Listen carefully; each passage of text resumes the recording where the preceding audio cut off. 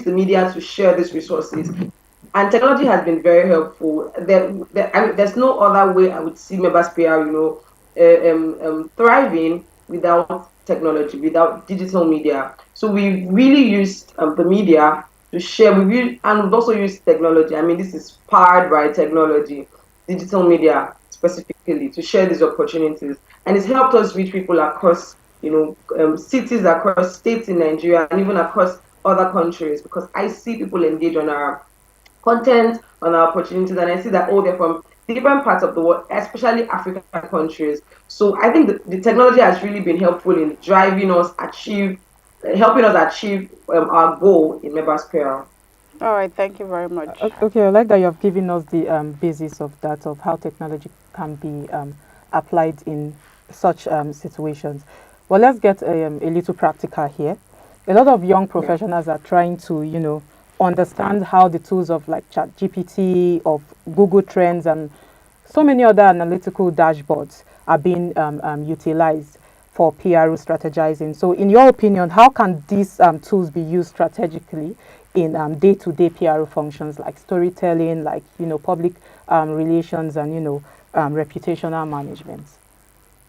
Yeah, so I mean, now that this is even away from Mebasphere, I love this question, right? So in our day-to-day activities as public relations professionals, the industry is evolving, right? So we're really, for instance, like you said, ChatGPT is very helpful for people who are involved in messaging, right? So people who are involved in messaging, in crafting stories, in crafting narratives, would want to use public ChatGPT for not just writing, for research, because it has a way of collating data from the net and sharing across with you. But why I mean, I would not really recommend people use ChatGPT for actual content. Using ChatGPT for the and for because authenticity is very important in PR, originality is very important. But ChatGPT is useful for ideation, research, for reputation management, like you mentioned. There are tools, there are brand monitoring tools, or there are media monitoring tools like Brand 24. There are a whole lot of that. And so I think technology is really making our work easier. So for each task that you want to carry out as a PR professional, there's obviously one tool or the other, one software that's already in existence to help drive your work, to help make your work easier, and to help make you also efficient as a PR professional. So yeah, for entry level professionals, I'd really, really advise that they get immersed. Sometimes entry level professionals get carried away with just content creation. I mean, doing videos, social media management, but there's a whole lot more to public relations that is even beyond just content creation. Being on social media spaces, doing videos and all of that, being social media manager. There's a whole lot more. Email marketing, for instance, there's MailChimp, there's MailerLite. These are softwares that's helping us reach our target audience easily, right? So yeah. Okay, thank you very much. I think you've done justice to that. Well, a lot of people believe that AI or many new technological trends are going to replace humans. I don't know if you hold that belief. And if you do not, how do you think that technology is really a threat to PR practitioners? Will it replace them, or is it an enabler to what they do? Just like you said, I'll borrow your words. Technology is an enabler to public relations professionals, because it's important to say that ChatGPT, I know it's artificial intelligence, but it needs human intelligence to be powered, right? And as a PR professional, if I have someone working under me, I've had those opportunities. But Mm. if I have somebody still working under me, I always have this opportunity. I see this as an opportunity to tell you that do not ever send any copy, any email copy, any content copy for a client directly from ChatGPT. You always have to impute your humanness. I mean, yourself, your identity, your tone, your language. So yeah, it's an enabler because it helps us make our work efficient. It helps make our work efficient. It helps us make. I mean, it just makes us efficient in general. But also, ChatGPT is just an enabler, right? With ChatGPT, you can literally see what you.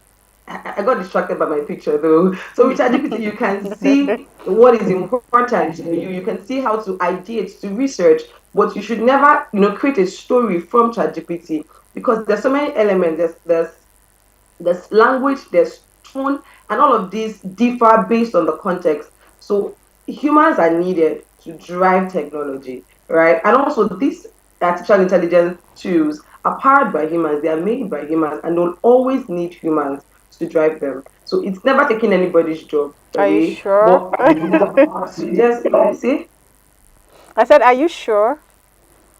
no, it's Because I not. All then we need we to do see is just lots of adverts online where people say, oh, you do not even need anybody to work as a secretary or as a virtual assistant for you anymore, because we have tools that can now just automatically do those things for you. So why stress? Even video editing has Yeah, gotten so definitely. easy now. Mm. So what is the PR? What are the PR professionals going to do now? But you're yeah, insisting yes. that it doesn't take away the job. But a lot of people are coming up with new technologies and different ways to tell you that yes, if you're not very careful, your job can be taken. So let me put this into context, right? This is very interesting because the person who is doing the video editing, the video editor itself, the AI enabler, right? Video editing application or software needs a human to input that video there. It also needs somebody to give it context and directions, instructions on how to use it, right? So it's not just going to give me any video. I'll tell it how I want my video to be. And so if it says what I do not want, I would also be direct and say, okay, make it this way, make it have this flavor, make it have this, this attraction. So I also need to be able to that's why I said that it is only those who do not know how to use AI that will lose their jobs. All right, So AI is thank just an so you need to be able to know how to, maneuver, instruct it, give it directions for it to make your work effective. all right. Okay, so moving on, we are talking about. I like that we have already started building the blocks to data literacy, to content automation, to AI driven contents and all of those things as enablers for Yeah. PR strategizing. So I want to ask, as someone who is already like the popular saying, the future is written in codes. So as someone who is building the future of a PR talent development, what tech skills do you believe are now essential for entry level practitioners to stay competitive and relevant in today's market? So entry level, I'd say that first thing, know how to use the media, right? And digital media precisely. 10 years ago, 5 years ago, traditional media alone was, I mean, let's say 20 years ago, traditional media alone was the in thing, right? Know how to relate with traditional media, traditional houses, media houses. But now you also need to understand how to use the media itself, the digital media, right? And apart from that, you also need to know and get yourself immersed with digital technologies, right? So like Chinesu had earlier said, things around AI tools, AI softwares, right? Video editing softwares. I think that one of the key trends in today's world is really in our professional space today is really content creation, right? Content creation. So understanding that, yeah, you might not everybody has the flair for it. Some people are more strategic. Some people need to, get involved in more PR strategies and not really be the faces, right? Behind the scenes. Yuta, are you still there?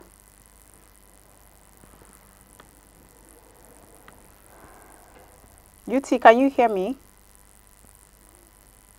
Okay, I think we're having a network. Okay, so I think we're having a network glitch, but Yuti is making very brilliant submissions Yes, around it is. how PR in the digital age. Before now, we used to see PR as just holding papers, going to an office and being the face of that office Office. over there. So you just know, oh, this is the PR unit, and what are they doing?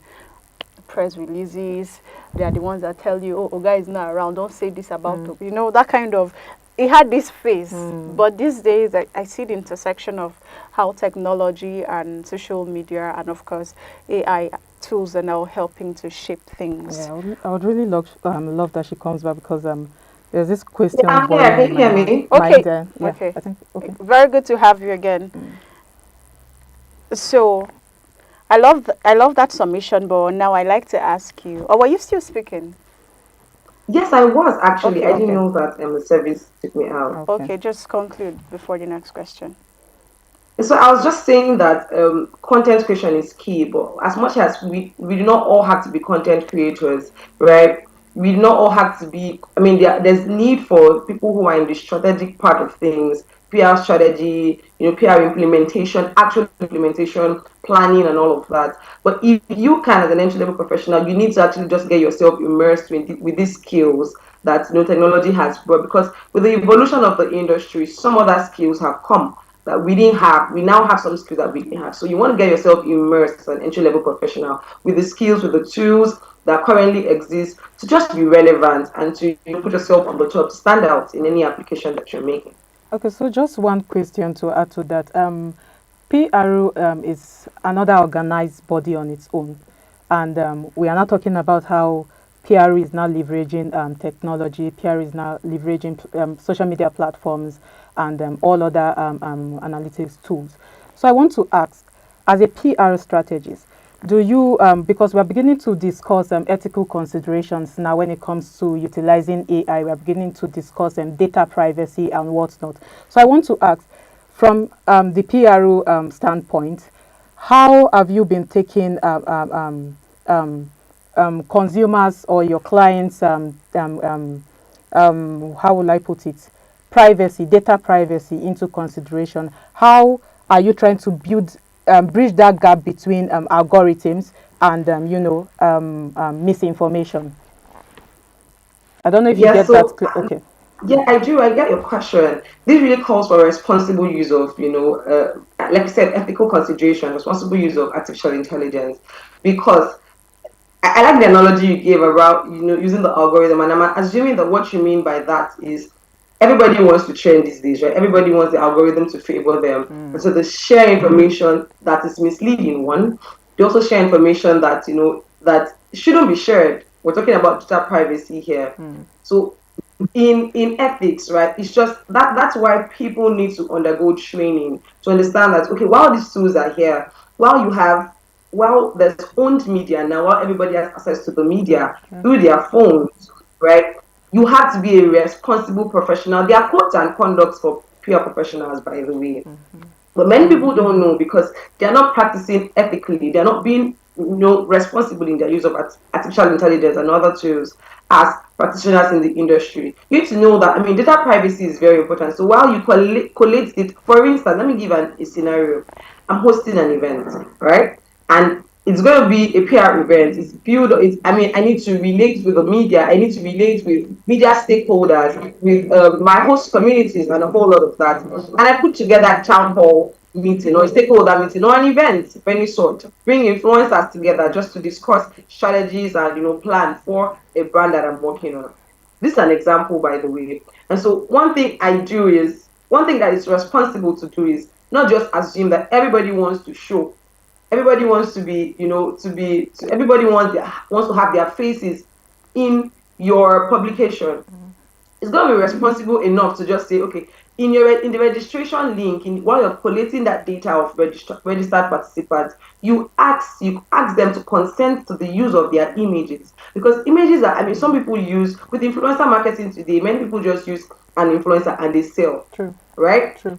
They had this person in the meeting. They had this person in that event. They used that person's face to sell without the person's consent, and that's something that it's a lot, because PR professionals even need we do a lot of brand positioning, we do a lot of reputation management, and it will be sad that you have to take crisis to yourself because somebody now goes to sue you. Why was my face used? Yes, Why am I used exactly. as the billboard when I didn't sign a contract to be We've used? seen those True. So situations many a lot cases of as that. times Yeah. just because they want the traffic. We've seen it a lot of times. Okay, go on. Yeah, because you want the algorithm to favor you, so To favor you you have in your people audience. come Yeah. on board that you should have requested their consent first Mm. before getting them on board. So that's a lot.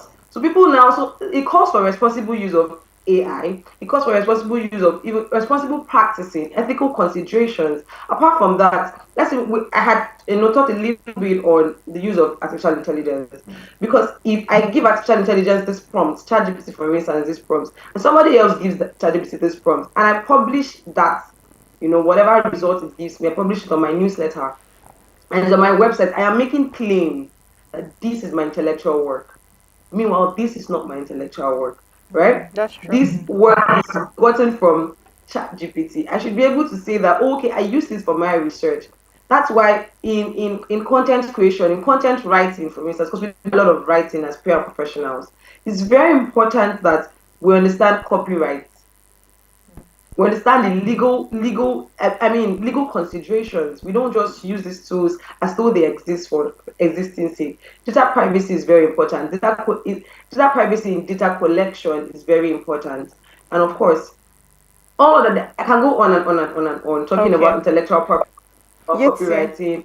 It just calls for responsible use of, tools, Thank, basically. thank you very much. We have to run with time. But I like to just ask you, how do you think platforms like Members PR, your Members PR, can help bridge that digital divide for underrepresented or underserved PR talent across Africa? Because I know that Members PR is not just for Nigeria, it's built for Africa and even, beyond Africa. So how do you think that you stand as intersection between the represented and the underrepresented? Thank you so much for that question. Yeah, because I'd give myself as an instance. I started Members PR. I had a story that led me to starting Members PR. And unfortunately, well, in the global scale, Nigeria is regarded as an underserved community, underserved because of our economic, downfall and all of that.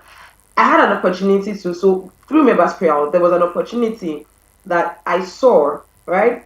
That the Chartered Institute of Public Relations, which is CIPR, was going to do a scholarship for PR professionals in underserved communities. And because I got access to this information, I applied, stating the fact that as a professional in Nigeria, it's quite a lot to begin to budget how much I want to enroll for a course with CIPR. Because by the time I'm doing the conversion, it is a whole lot in my in my currency. And looking at the salary scales of professionals in this industry, Mm. yeah, it would really make people shy away from these opportunities that they actually need. But then Members PR provided that opportunity, the access to that information and opportunity, and I was able to apply and I got the scholarship. And I got, that I got positioned in a global scale. I got to learn with other global practitioners. So I think that what we really do is not just so that people can grow, people can get jobs. Sometimes people see members as an opportunity to just come and look for jobs. No, we want people to get trained, we want people to have access to global opportunities. And so we're doing that by positioning ourselves, by researching, thorough researching, and then ensuring that we have verified opportunities that people need, that professionals need to just position themselves on the global scale. So I hope I answered your question right, by the Yes, That you way. was did. Thank you. beautifully, yeah. And on a final note, I want to ask a It question, and won't then be you can. final because I have Okay, one. okay, you have. Okay, Chinatu has have a question. Okay, not on the final note, but I want to ask this question, and then you can also throw more light on your event. Give us a rundown of your event, upcoming event. But I just want you to give me in few words what must a PRO graduate, if trained, let's say under like your upcoming event, um, should look out for or should be trained in. Let me start with what should they be trained in and what should we look out for a PRO graduate, whether in tools, whether in platforms, whether in mindsets. So I'm not sure I get that question right. Okay, What okay, should PR? okay.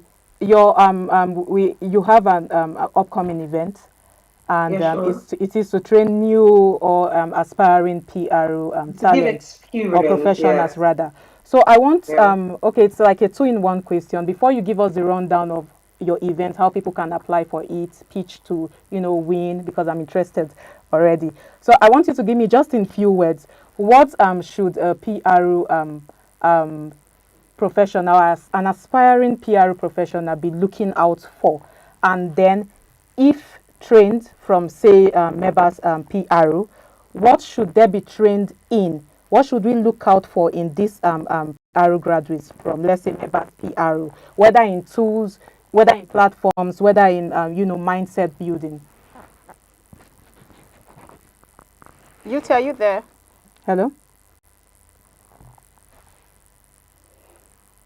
Okay, so Yuti would have to Okay. answer that question Yes, when she gets back. But we've been having an interesting conversation true. with Utube Enoekbuk, who is the founder of Mebas PR. She's a communication strategist, and so far she's been doing justice. Hi, Yuti, are you here now? Yes, I'm here. I think the signal got poor. All So right, I'll did just you get answer the the question? question. Okay, should Did you Yeah, get so it? okay. what should I mean about the event and also Yes. what What people should should we look look out out for. for? Yes. Exactly.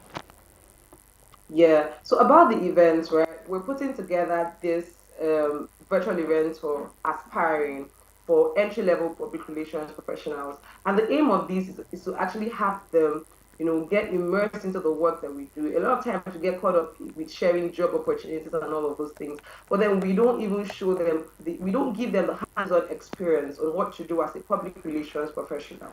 We decided to put together this event so that one lucky person, I mean, not just a lucky, but one hardworking person, right, has access to work, to gain experience that recruiters need, right, to actually land other jobs. So what should people look out for? That's the question, right? From the event or Yes. from the from the event. Okay, so we're going to be sharing a lot about brand positioning, right? Because we know we're talking to public relations aspiring entry levels. So we're going to be talking a lot about brand positioning. First of all, as corporate brands, and second, as personal brands. So Yuti, are you still there? if I am, Okay. can you hear me? Yes, yes. Go on. Yeah. So if I am a public relations professional, it is assumed that it's easy to say. I don't even have to assume. It's just common knowledge that I'm going to be managing the brand, being the face of the brand for other for organizations, corporate organizations. We'll be ensuring and tailoring their narratives, just being at the forefront of that for the organizations, right? So how am I able to do that for organizations and do that for myself too, as somebody who is starting out in the industry? How do I want to attract opportunities? How do I want to position myself, in opportunities, in rooms where I can, with platforms, with tools, with technology, in such a way that I can attract opportunities to myself, I can attract career growth to myself. I can also grow as a practitioner, and I can also, serve the industries and the brands that I work for. So that's really the focus of the conversations that we're going to be having. So the speaker that we have, going to be talking about personal branding and corporate branding. So brand positioning, basically, how do I position myself as a brand and position, the industry, the client that I work for, the organization that I work for as a brand, as a thought leader, right? That's the focus of our conversations. So for the pitch, we're going to be having, then we've already gotten submissions.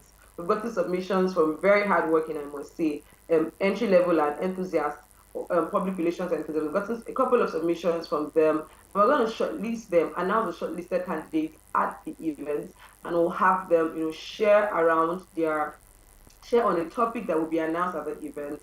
And the judge Yeshi Hareg, who is an Ethiopian communications practitioner, would be judging based on clear guidelines that would also be communicated to all participants. Yeah, so at the end of this, the we're going to have five shortlisted candidates. And so from the five shortlisted candidates, they'll make a pitch, right?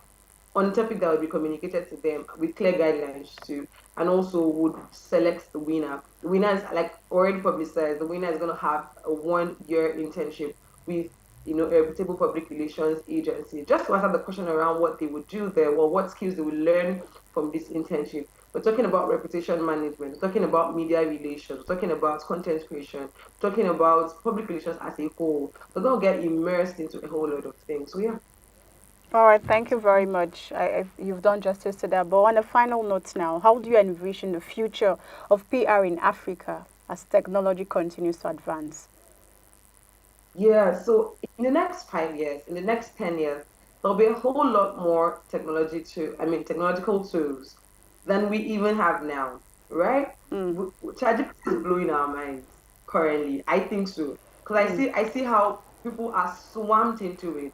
I see how people are using it sometimes I actually listen to video scripts and I'm like, this is ChatGPT, like everything word for word. You could have imputed yourself, your brand into this message. You should not be doing this, right? ChatGPT is blowing our mind. I think people are just getting too excited about it. But guess what? In the next 5 to 10 years, there'll be a whole lot more. The industry is evolving with technology, with digital media. And so anybody, right, who intends to start a career in public relations, who is even currently working in public relations, should just brace up for the technological advancement that we're going to experience, right? And it's going to cut across almost every skill, every skill, because like you said, in video creation, in content writing, in reputation management, in media monitoring, we're having tools in email marketing, we're having tools that enable these communications. Oh, in internal communications too, right? There's Slack, there's a whole lot more. There's ClickUp that's making communication seamless within departments of an organization. So there's a whole lot more. We just need to brace up for the efficiency that is going to come. I mean, we just need to brace up for the effectiveness and be effective really as public relations professionals because a whole lot more is going to come and technology is going to be at the forefront of the evolution of the industry. Yeah. All right. Thank you so much, UT. It was so good to have UT speak to us about reimagining PR in Africa through technology. And it's very mind-blowing, Cynthia, how technology is standing at the intersection Exactly. of everything around communications. And trust me, the founder of Mebas PR, Tibeno book, has done justice to that. Thank you, UT, for coming. Thank you so much for having me. And happy Uh, World PR Day. Now. I mean, I had to mention this because I know you're not in the industry. I want to amplify that there's World PR Day coming up. So happy World PR Day in advance. Okay, thank you so much. Thank you, Yuti. Yeah. All right, too. That's how we call it a wrap on this edition of Idea Morning Digest. But it was so interesting to see how It was. technology is blowing our mind Minds, around exactly. communications. What we do here is powered by technology. What people in PR do is powered by technology. And you know, what the people in PR do is very related to what we do. Exactly. And that's why sometimes it's easy to just say, oh, broadcast journalism or PR. You know, that sort of intertwined. But well, it was a good discussion, and Cynthia, always a pleasure to have you. Pleasure, sir. And you, our viewers, do well to engage in the conversation by communicating with us across all our social media platforms. Do well to reach out if you have questions for Mebas PR, if you want to be part of the community, the internship program. Do well to, you know, comment, reach out, and we would ensure that that is done. Until we come your way next time, do not forget, this is Idea Morning Digest, and it's been a pleasure to be your anchor. My name is Chinatu Oji. And I'm Cynthia Passy. Bye for now.